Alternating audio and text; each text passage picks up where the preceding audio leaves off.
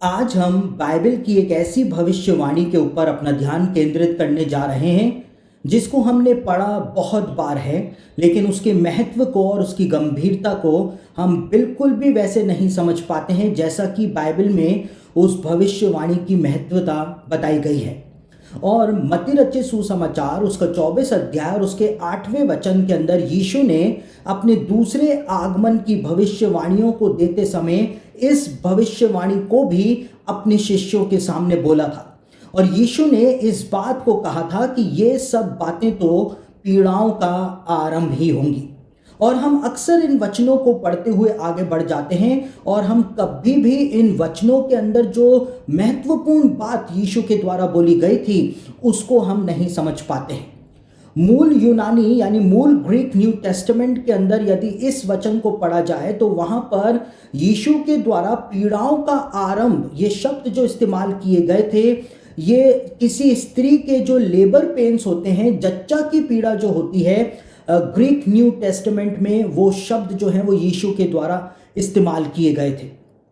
और यीशु ने जिस बात को अपने शिष्यों के सामने बोला था, यीशु ने इस बात को कहा था कि जैसे एक गर्भवती स्त्री की पीड़ा बढ़ती चली जाती है वैसे ही इस पृथ्वी पर पीड़ाएं जो हैं वो बढ़ती चली जाएंगी। और इसीलिए अंग्रेजी बाइबल के कई सारे अनुवादों में पीड़ाओं का आरंभ ये शब्द जो इस्तेमाल किए गए हैं, हिंदी के बाइबल ट्रांसलेशन में अंग्रेजी के कई सारे अनुवादों में उसको बर्थ पेन्स या बर्थ पैंग्स कह करके वहां पर अनुवाद किया गया है, क्योंकि मूल ग्रीक में यीशु के द्वारा यही बात जो थी वो बताई गई थी। और यीशु ने क्यों इस शब्द का इस्तेमाल किया था इसको हम कभी भी नहीं समझ पाते हैं, और इसीलिए हम इस बात को नहीं समझ पाते हैं कि यीशु के द्वारा वास्तव में मत्ती रचित सुसमाचार के 24वें अध्याय 22वें वचन में क्या बात बोली गई थी।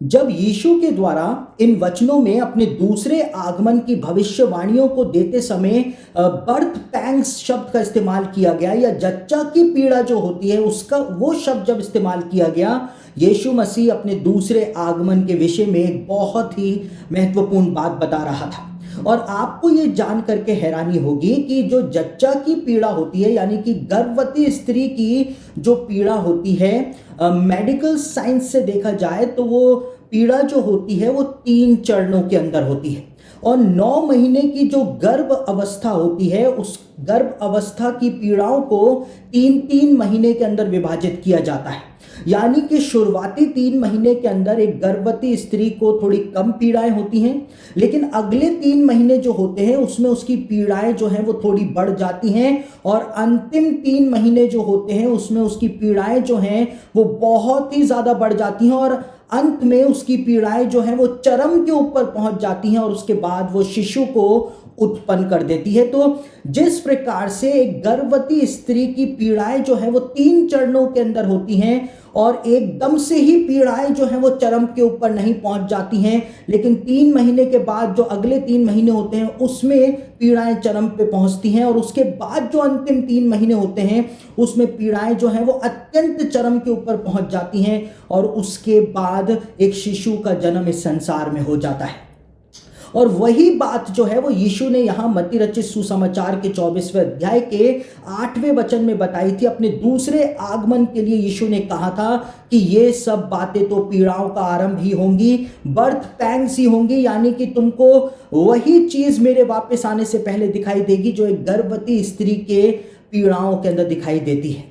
देखिए, आज बहुत सारे लोग इस बात को कहते हैं, यीशु के दूसरे आगमन को डिनाई करने के लिए, उसका इनकार करने के लिए और इस बात को साबित करने के लिए कि हम अंत के दिनों में अपना जीवन व्यतीत नहीं कर रहे हैं, इस बात को साबित करने के लिए कई सारे लोग, चाहे वो मसीही हों चाहे वो गैर मसीही हों, इस बात को कहते हैं कि भूकंप जो हैं वो मानव इतिहास के अंदर आते रहे हैं। वो कहते हैं अकाल मानव इतिहास में पड़ते रहे हैं। वो कहते हैं अलग अलग प्राकृतिक आपदाएं जो हैं, महामारियां जो हैं वो इतिहास के अंदर होती रही हैं। तो आज जब ये सब कुछ घटित हो रहा है तो कैसे इनको यीशु के दूसरे आगमन का प्रतीक माना जा सकता है। साथ ही साथ आजकल मसीही लोगों ने एक और तर्क देना शुरू कर दिया है। कोरोना वायरस जो फैला और जब मसीही लोगों ने इस बात को बोलना शुरू किया कि कोरोना वायरस जो है वो अंत के दिनों का एक चिन्ह है, तो कई सारे मसीही लोगों ने यह कहकर इस बात का विरोध करना शुरू कर दिया कि हर 100 सालों के अंदर एक महामारी जो है वो दुनिया के अंदर आती है। तो कोरोना वायरस जो है वो 100 साल के अंदर एक महामारी के रूप में आया है। तो ये यीशु के दूसरे आगमन का और अंत के दिनों का कैसे एक चिन्ह हो सकता है? क्योंकि कई सारे मसीही लोग कहते हैं कि 1720 के अंदर एक महामारी दुनिया में आई थी, 100 साल बाद 1820 में एक महामारी दुनिया के अंदर आई थी, फिर 1920 में एक महामारी दुनिया के अंदर आई थी और उसके बाद 2020 में एक महामारी दुनिया के अंदर कोरोना वायरस के रूप में आ गई है। तो फिर कैसे इस बात को यीशु के दूसरे आगमन का एक चिन्ह माना जा सकता है? देखिए, समझने वाली बात यह है कि यीशु ने अपने दूसरे आगमन का जो चिन्ह बताया था, यीशु ने कहा था कि ये सब बातें तो पीड़ाओं का आरंभ ही होंगी, बर्थ पैंग्स ही होंगी, यानी गर्भवती स्त्री की जैसे पीड़ा होती है 3 महीने में थोड़ी कम, उसके अगले 3 महीने में थोड़ी ज्यादा और उसके अगले 3 महीने में अत्यंत चरम के ऊपर पीड़ा जो है वो पहुंच जाती है, वैसा ही मेरे वापस आने से पहले होगा। यीशु ने इस बात को कहा था। और आज हम इस बात को देखते हैं कि अकाल हो, चाहे भूकंप हो, चाहे प्राकृतिक आपदाएं हो, महामारियां हो, चाहे कुछ भी क्यों ना हो, वो सब इतिहास के 2000 सालों के अंदर या मानव इतिहास के हजारों सालों के अंदर घटता हुआ आया है। लेकिन आज इन सारी प्राकृतिक विपदाओं के आने की गति जो है, रफ्तार जो है, वो हद से ज्यादा तेज हो गई है। इतने भूकंप कभी भी मानव इतिहास में नहीं आए हैं जितने आज उत्पन्न हो रहे हैं। इतने अकाल कभी भी नहीं पड़े हैं, इतनी प्राकृतिक विपदाएं कभी भी इंसान ने उनका सामना नहीं किया है जितनी आज इस दुनिया के अंदर आती चली जा रही है। और ये इस बात का प्रमाण है, इस बात का संकेत है कि पीड़ा जो है वो अपने चरम के ऊपर पहुंचती चली जा रही है। महामारियां इतिहास के अंदर भी आई, लोगों को मारा, करोड़ों लोगों को भी मारा, लेकिन अब क्या है, रफ्तार बढ़ती चली जा रही है। पीड़ाएं जो है वो अपने चरम के ऊपर पहुंचती चली जा रही हैं। और ये इस बात का प्रमाण है, इस बात का संकेत है कि हम वास्तव में आज अंत के दिनों में अपना जीवन व्यतीत कर रहे हैं और यीशु का दूसरा आगमन बहुत शीघ्र ही होने जा रहा है। दूसरी ओर यदि हम बात करें यहूदी ग्रंथों की या यहूदी रब्बियों की हम बात करें तो 1217 के अंदर एक महान यहूदी रब्बी हुए थे जिनको रब्बी यहूदा बेन सैमुएल के नाम से जाना जाता है। और यहूदी रब्बी यहूदा बेन सैमुएल ने 1217 के अंदर 10 जुबलियों की भविष्यवाणी प्रदान करी थी और उन्होंने इस बात को कहा था कि जब ये 10 जुबलियां पूरी हो जाएं, वो इस बात का संकेत होगा, इस बात का प्रमाण होगा कि राजा मसीह के दिनों की शुरुआत जो है वो हो गई है। और अपनी भविष्यवाणी के अनुसार रब्बी यहूदा बेन सैमुएल ने इस बात को बताया था कि 10वीं जुबली जो है वो 2017 में समाप्त हो जाएगी और 2017 के बाद से या 2017 से ही मसीह के आगमन के दिनों की शुरुआत हो जाएगी। यानी कि 2017 के बाद मसीह कभी भी यरूशलेम के आसमान के अंदर प्रकट हो जाएगा। और 2014 में रब्बी यहूदा बेन सैमुएल की भविष्यवाणियों के ऊपर भी मैंने मेरी पुस्तक अंत के कगार पर में एक बहुत बड़ा सेक्शन लिखा था। और 2014 के अंदर मैंने इस पुस्तक के अंदर इस बात को एक अनुमान के तौर पर लिखा था कि 2017 में हमको यरूशलेम के अंदर कुछ बहुत ही बड़ा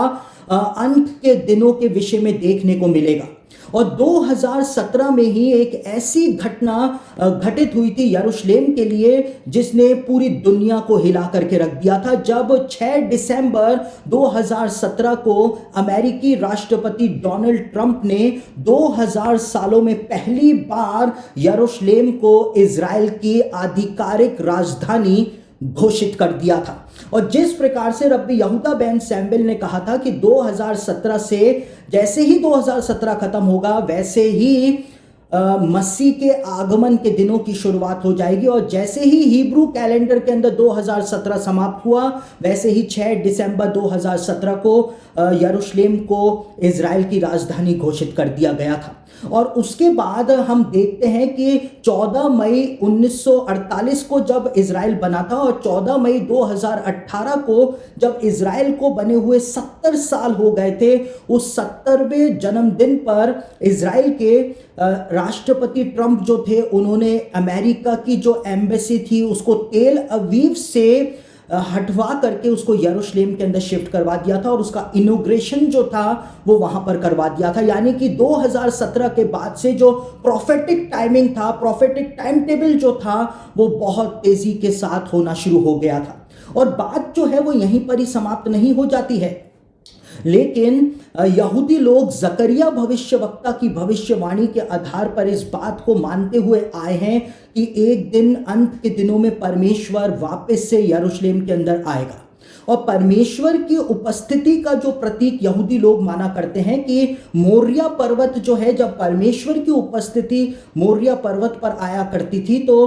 पूरा का पूरा मोरिया पर्वत, परमेश्वर का मंदिर जो था, वो धुएं के बादल से भर जाया करता था। और 2018 में ही हमको ये देखने को मिला कि जब यहूदी लोग तंबुओं का पर्व मना रहे थे और वो प्रार्थनाएं कर रहे थे जैतून के पर्वत के ऊपर खड़े होकर के, तो सामने मोरिया पर्वत जो था उस पर धुएं का बादल जो था वो उतर गया था। और 30 सितंबर 2018 को मोरिया पर्वत जो था वो पूरा का पूरा धुएं के बादल से भर गया था। और जिस प्रकार से परमेश्वर ने जकरिया उसका 8 अध्याय और उसके 3 वचन के अंदर कहा था कि मैं एक बार फिर से यरूशलेम को लौटूंगा, और यहूदी दृष्टिकोण से परमेश्वर यरूशलेम के अंदर लौट आया है, इसका प्रतीक जो है वो सिर्फ ये ही है कि धुएं का बादल जो है वो मोरिया पर्वत के ऊपर उतर जाए। और जैसे ही यहूदियों ने इस चिन्ह को देखा था तो उन्होंने परमेश्वर की महिमा करनी शुरू कर दी थी और इस बात को उन्होंने मानना शुरू कर दिया था कि परमेश्वर जकरिया की इस भविष्यवाणी के आधार पर वापस से यरूशलेम के अंदर आ गया है। दूसरी ओर 2018 के अंदर ही, यानी कि 2017, जिसके लिए रब्बी बेन सैमुएल ने इस बात को कहा था कि 2017 के बाद से अंत के दिनों की शुरुआत या मसीह के आगमन के दिनों की शुरुआत हो जाएगी। 2018 में ही 10 दिसंबर को दानियेल उसका 9 अध्याय उसके 27वें वचन के अंदर जो भविष्यवाणी दी गई है, वो भविष्यवाणी हमको अपने पूरे होने के प्रोसेस के अंदर आती हुई दिखाई दी, जब यहूदियों ने यरूशलेम के अंदर मेल बलि और अन्न बलि की जो व्यवस्था है, बलियां जो हैं, उनको वापस से शुरू कर दिया था। और दानियेल उसका 9 अध्याय उसके 27वें वचन के अंदर दानियेल ने इस बात को बताया था कि अंत के दिनों में एंटी क्राइस्ट जो होगा वो आकर के परमेश्वर के मंदिर में चढ़ाई जाने वाली मेल बलि और अन्न बलि को बंद कराएगा। और 10 दिसंबर 2018 को अन्न बलि और मेल बलि, जो कि 2000 सालों से बंद थी, वो यरूशलेम के अंदर वापस से शुरू कर दी गई थी। और कई सारे लोग जो हैं वो इस बात को कहते हैं कि यहाँ पर तो 10 दिसंबर 2018 को मेल बलि और अन्न बलि शुरू की गई हैं, जबकि दानियेल ने तो ये कहा था कि मेल बलि और अन्न बलि जो है उसको बंद कराया जाएगा। तो फिर कैसे ये भविष्यवाणी 10 दिसंबर 2018 से पूरी होनी शुरू हो चुकी है? ऐसा तो बिल्कुल भी दिखाई नहीं दे रहा है। दरअसल ये बातें वो लोग बोलते हैं जो बाइबल की भविष्यवाणियों को बिल्कुल भी सही रीति से नहीं समझ पाते हैं। देखिए, जब तक कोई चीज शुरू नहीं होगी उसको कैसे बंद किया जा सकता है?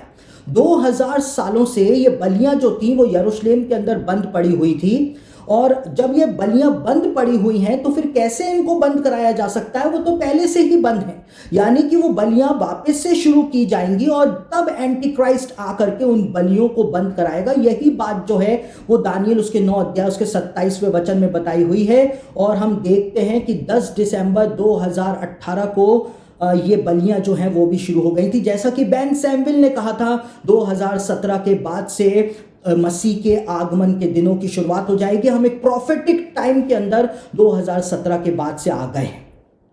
आगे हम देखते हैं तो यहूदियों का एक ग्रंथ है जोहार, और उस जोहार के अंदर भी एक भविष्यवाणी बताई हुई है कि मसीह के आगमन से पहले यरूशलेम के अंदर क्या होगा। और जोहार नाम के यहूदियों के ग्रंथ में इस बात को बताया हुआ है कि मसीह का आगमन बस होने ही वाला होगा, उसके आगमन में थोड़ा ही समय बचा होगा। उससे पहले यरूशलेम के अंदर एक चिन्ह प्रकट होगा कि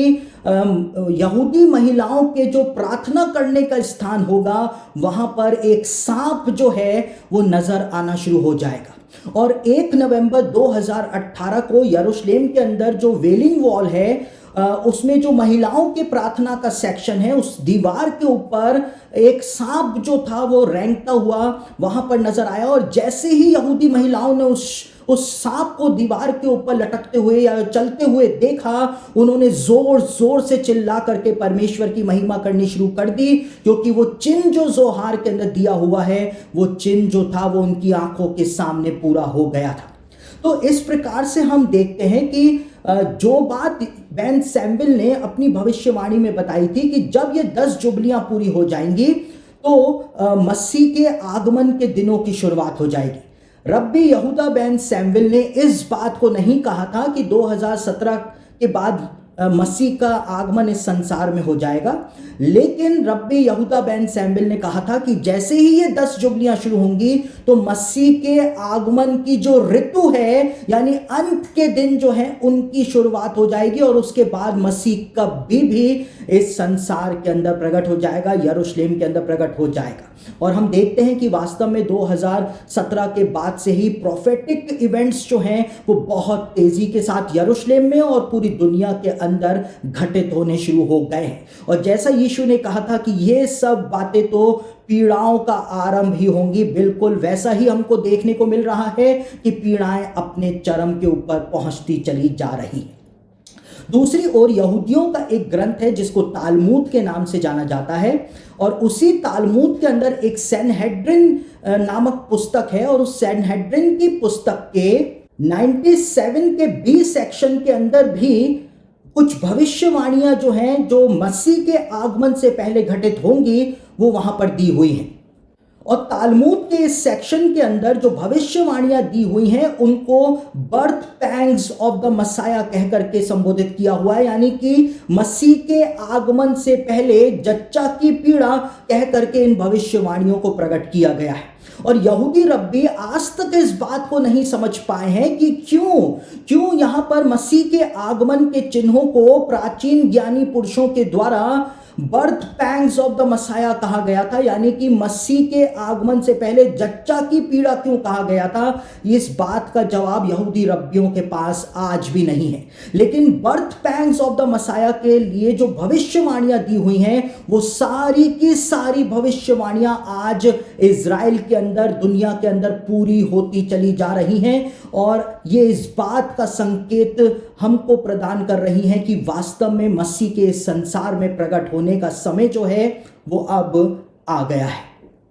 और यहूदी रब्बियों के पास इस बात का जवाब नहीं है कि क्यों मसीह के आगमन के चिन्हों को तालमूद के अंदर बर्थ पैंग्स कहा गया है, यानी जच्चा की पीड़ा क्यों कहा गया है। लेकिन नए नियम के अंदर मत्ती रचित सुसमाचार उसका 24 अध्याय उसके 8वें वचन में इस बात का जवाब दिया गया है कि क्यों मसीह के आगमन की भविष्यवाणियों को बर्थ पैंग्स कहा गया है, क्योंकि यीशु ने अपने दूसरे आगमन का जो चिन्ह अपने शिष्यों को प्रदान किया था, यीशु ने कहा था ये सब बातें तो पीड़ाओं का आरंभ ही होंगी, बर्थ पैंग्स ही होंगी, यानी जैसे एक जच्चा स्त्री की पीड़ा होती है वैसे ही मेरे आगमन के दिन जो होंगे उनको देख करके तुम पहचान लोगे। तो आज हम इस बात को समझ सकते हैं कि पीड़ाएं जो हैं दुनिया की वो अपने चरम के ऊपर पहुंचती चली जा रही हैं। जैसे एक गर्भवती स्त्री की पीड़ाएं जो हैं वो धीमे धीमे करके चरम के ऊपर पहुंच जाती हैं, बिल्कुल वैसा का वैसा आज हो रहा है। आज कोरोना वायरस फैला हुआ है, कल कोई दूसरी बीमारी आ सकती है और कोई दूसरी प्राकृतिक आपदा आ सकती है। दुनिया जो है वो पीड़ाओं के अंदर आगे बढ़ती चली जा रही है। हम वास्तव में अंत के दिनों में अपना जीवन व्यतीत कर रहे हैं। भविष्यवाणियां पूरी हो रही हैं, चाहे बाइबल की हो, चाहे यहूदी ग्रंथों की हो, चाहे यहूदी ज्ञानी पुरुषों की हो, चाहे विश्वासी मसीहों के द्वारा जो दर्शन देखे गए, प्रभु के सेवकों के द्वारा जो दर्शन देखे गए, वो सारी भविष्यवाणियां आज पूरी हो रही हैं। और यदि हम फिर भी इन सब चीज़ों को और इन सब तथ्यों को जानने के बाद भी इस बात को कहें कि हम अंत के दिनों में अपना जीवन व्यतीत नहीं कर रहे हैं और यीशु मसीह का दूसरा आगमन अभी नहीं होने वाला है, तो फिर हमारे लिए फिर कोई भी प्रमाण, कोई भी सबूत जो है वो काफ़ी नहीं होगा। तो अब समय आ गया है कि जब मसीहों का बादलों पर उठाए जाने का समय निकट आ रहा है, हमको अपने आत्मिक जीवन को यीशु मसीह के दूसरे आगमन के लिए उन स्टैंडर्ड्स के ऊपर तैयार करना है जो वास्तव में नए नियम के अंदर बताए गए हैं, दिए गए हैं।